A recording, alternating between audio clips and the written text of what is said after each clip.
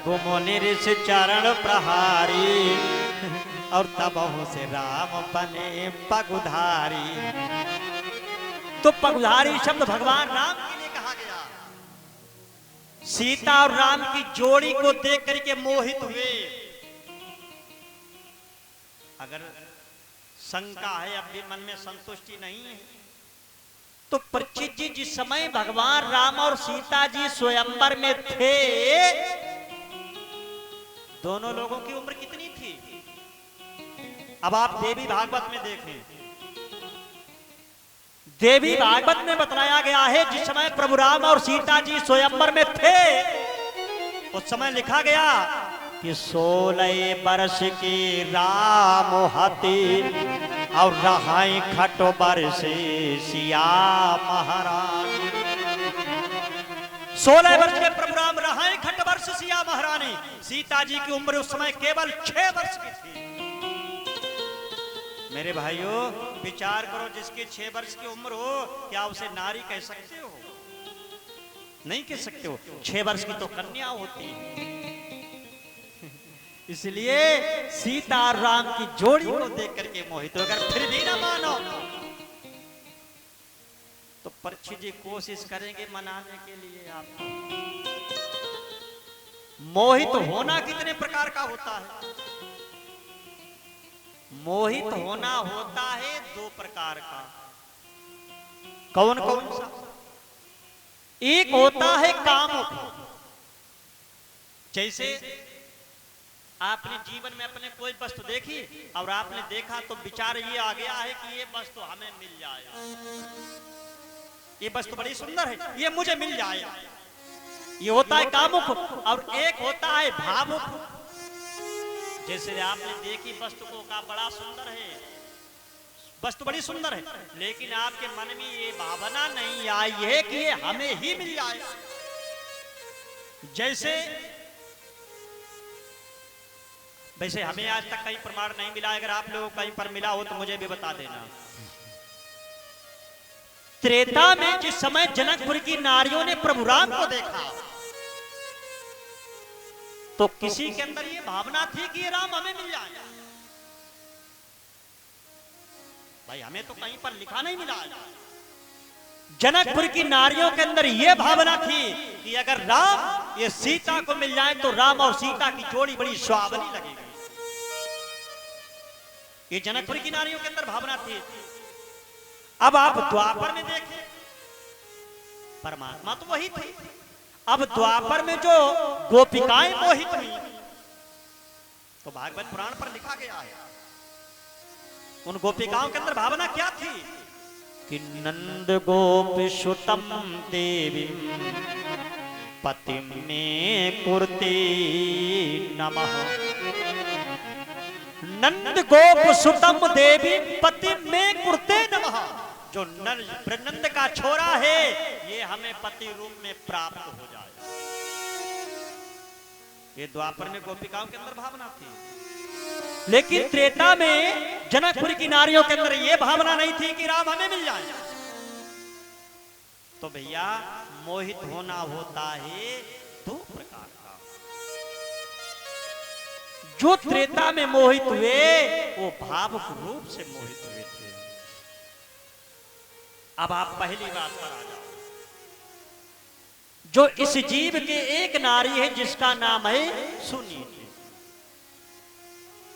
परीक्षित जी, अगर तुम्हें सुनीति जैसी नारी मिल गई तो तुम्हारा जीवन संभल जाएगा। अब अगर कहीं सुरुचि जैसी नारी मिल गई तो जीते जी तुम्हारा जीवन नरक कर देगी।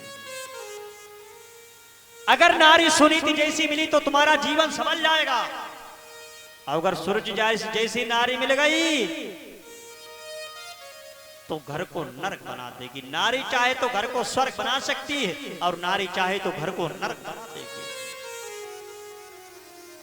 सुनीति नाम की नारी से कोई शाखा नहीं फूटी। जब सुनीति नाम की नारी से कोई शाखा नहीं फूटी, अर्थात उत्तानपाद जी के यहां किसी बालक ने जन्म नहीं लिया। परीक्षित जी भागवत पुराण बतला रही है कि दिग्धि जीवितम प्रजा बिना दिगकुलम संतति बिना। उस राजा का जीवन बेकार है जिस राजा के जीवन में उसकी प्रजा आज्ञा का पालन करने वाली न हो। वो पिता का जीवन बेकार है जिस पिता के जीवन उसकी औलाद आज्ञाकारी ना हो। वो महल बेकार है जिस महल में खेलने वाली कोई औलाद पैदा ना हो।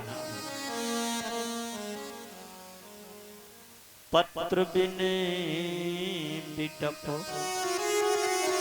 और पुत्र बिने सुनो पंस और दान बिने मान सुनो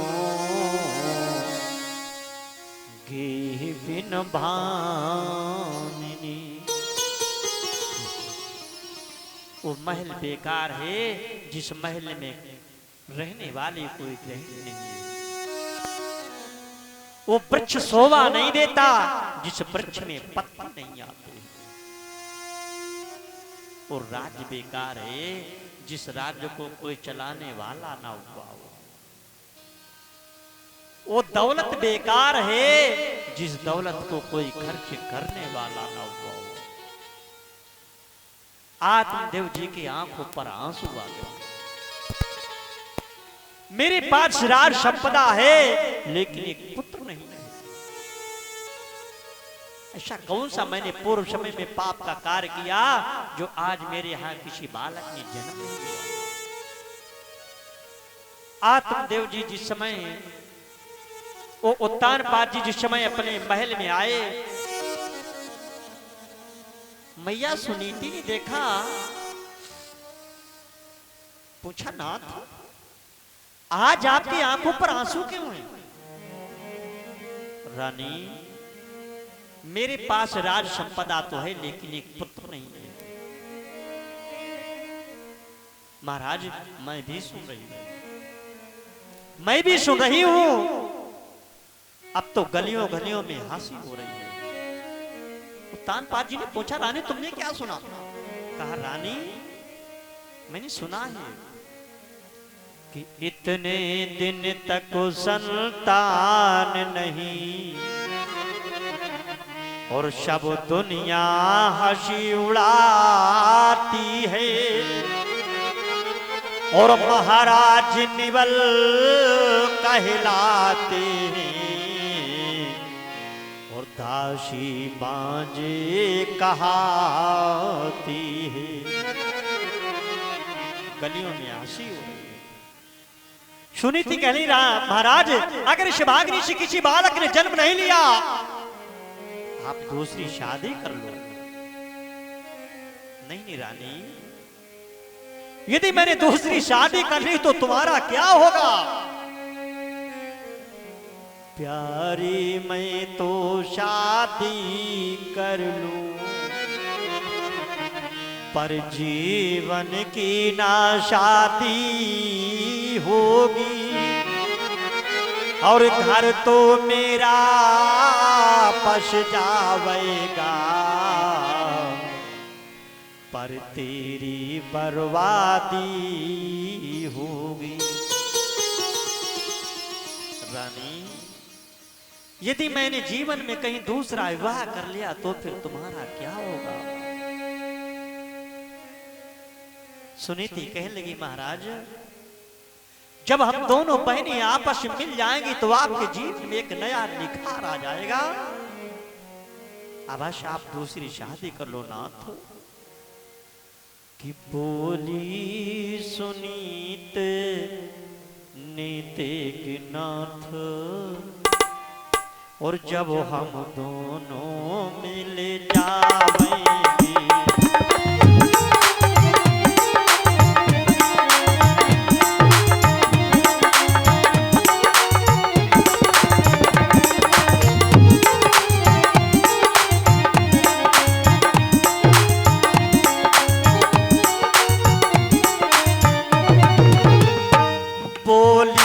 सुनीति नीति नाथ जब हम दोनों मिल जावेंगी,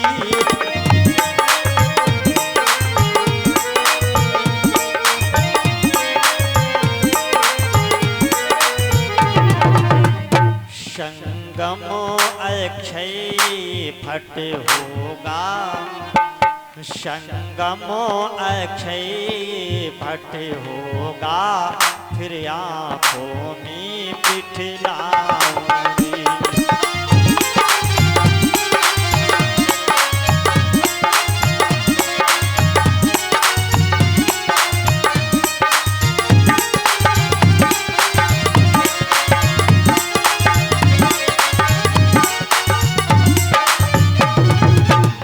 महाराज, जिस समय हम दोनों बहनें आपस में मिल जाएंगी तो आपके जीवन में एक नया निखार आ जाएगा।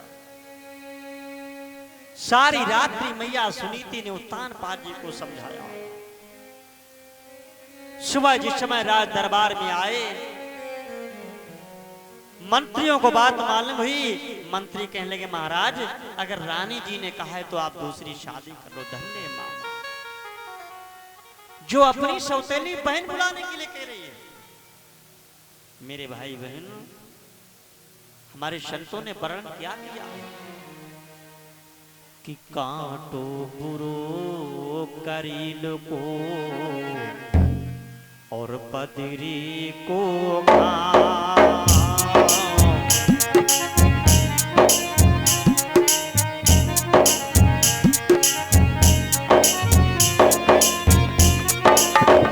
कांटो बुरो करील को और बदरी को शौत चूनी की नहीं भाली, नहीं शादी को काम हो रामा, नहीं शादी को काम।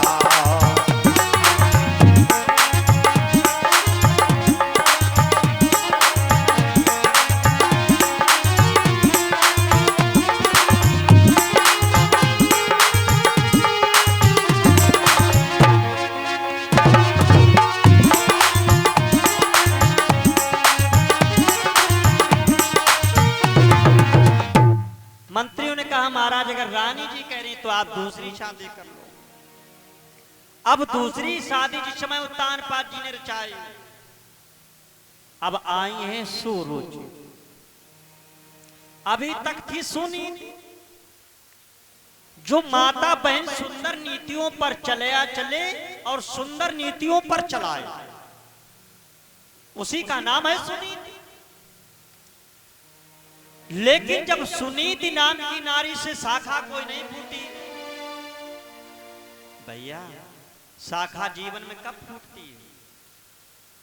भाई अगर तुम्हारी नीतियां सुंदर हैं, तुम्हारी सुंदर नीति है, जब तुम्हारे पास में एक ही मार्ग होगा, सुंदर नीतियां होगी, तो दूसरी रास्ता दूसरा मार्ग कोई निकलेगा नहीं। जब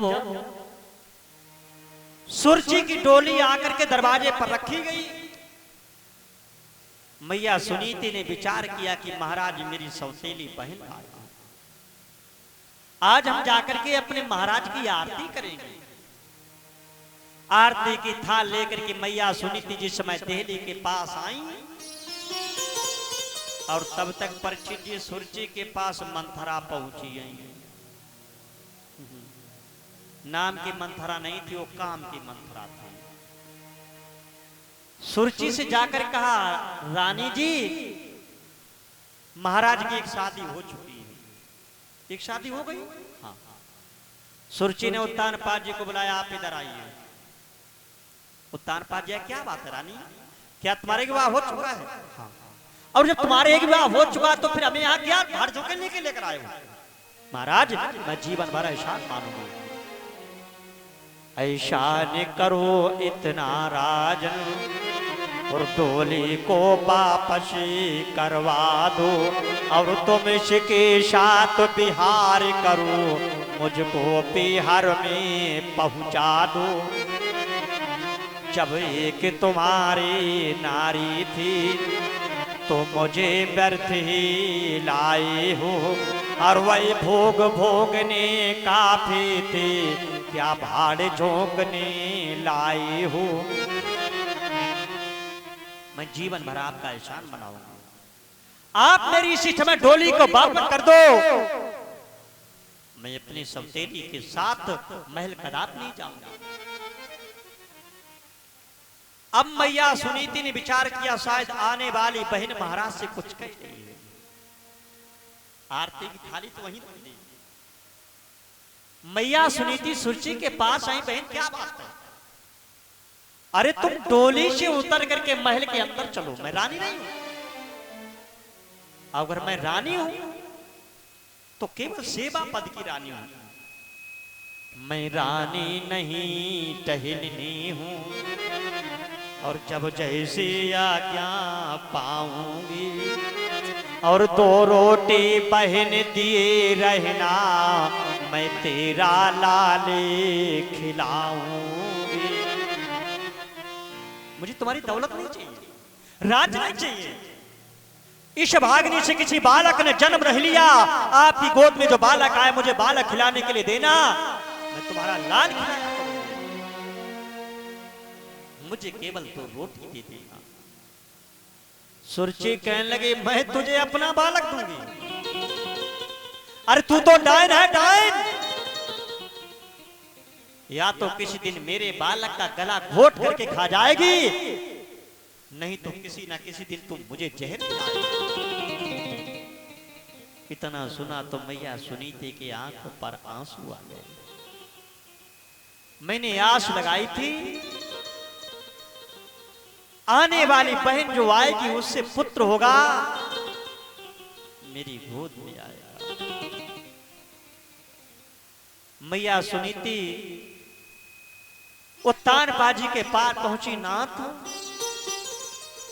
मैंने बड़ी भूल की, जो मैंने अपनी सौतेली बहन को बुलाया, फिर भी आने वाली मेरी बहन से कुछ भी आप नहीं। मैया सुनीति सुरची के पास आई, बहन तुम डोली से महल के अंदर चलो उतर करके, और मैं महल को छोड़ करके जा रहा हूं। उतरो बहना दरियाओ, अपना घर देखो भालो तुम, मैं घर को छोड़े जाती हूँ, अब अपना काम संभालो तुम। अरे बहन, तुम इस डोली से उतर करके महल के अंदर चलो, मैं तुम्हारे महल को छोड़ करके जा रहा हूं। मैया सुनीति ने जाकर के उत्तान पाजी के चरण स्पर्श किए। स्वामी, बहन से कुछ भी आप मत कहना। मैया सुनीति खेतों पर जाकर के झोपड़ी बना करके रहने लगी। सुरची महल के अंदर पहुंची। मेरे भाइयों, जो सुरची और सुनीति के बीच में हुआ था, आज हमारे आपके घर में वही हो रहा है। जो सत्य के मार्ग पर चलने वाली मैया सुनीति, जिसको आज घर से बेघर किया गया, और जो कुमार्ग पर रखने वाली सुरची, उसको घर में रखा गया। देखा होगा, जो घर में झूठ मस्करी वाला व्यक्ति घर में होगा, उसके घर के लोग क्या कहते हैं, वही तो भला है। जो व्यक्ति ज्यादा बोलने वाला होगा, प्रचित देखना, जो ज्यादा बोलने वाला होगा तो झूठ बोलेगा, और जो खूब लंबी लंबी हाँ कहीं का, हमने कल उसके चौराहे पर गोली मार दी, मर गया। परसों हमने बैंक में डाका डाला, जो खूब लंबी लंबी हाँ कहीं, उन्हें लोग क्या कहते आज के, कहा भैया उससे दूर रहना, वो बहुत भला व्यक्ति है, पैसे वाला है। और जो सत्य बोलने वाला होगा तो सत्य बोलने वाला होगा तो कम बोलेगा। कभी आप देखना, जो व्यक्ति सत्य बोलने वाला होगा तो कम बोलेगा, और जो कम बोलने वाला होगा उसे आज के लोग क्या कहते हैं? पागल। उसे के लोग पागल कहते का? वो तो ना किसी से कहता है, सुनता है। अरे भैया, सत्य बोलेगा तो बोलने के लिए लाएगा कहां से? जो व्यक्ति कम बोलने वाला होगा तो सत्य बोलता होगा। अब सत्य बोलने वाले पर लोग संसार के दोष लगा रहे हैं। बलवानों का बाल ना बांका हुआ, बलहीन सदा ही सताए गए। सिंहों का बलिदान ना होते सुना, बकरा बलि देवी। आज जो झूठ बोलने वाला हो